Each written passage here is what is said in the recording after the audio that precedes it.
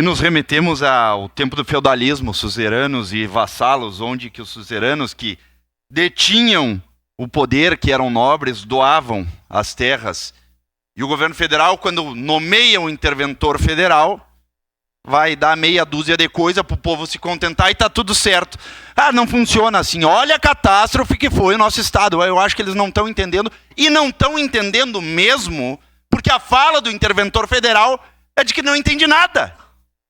É de que não entende absolutamente nada do que está acontecendo em nosso Estado. Tá? Já começa por aí. Vereador Zanquim, a nossa Câmara dos Deputados, nesse caso em específico, ela funcionaria como uma espécie de seguradora, onde que o povo precisa acionar o seguro para reaver o seu negócio, para reaver a sua plantação que foi destruída, para reaver seus pertences perdidos na enchente. E volto a dizer, aí vem a esquerda e faz um proselitismo político com a desgraça alheia do povo gaúcho. É uma vergonha.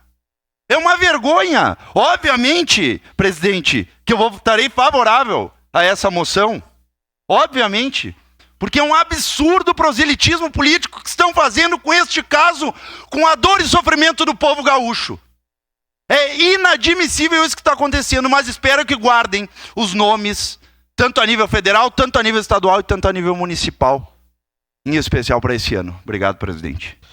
Obrigado.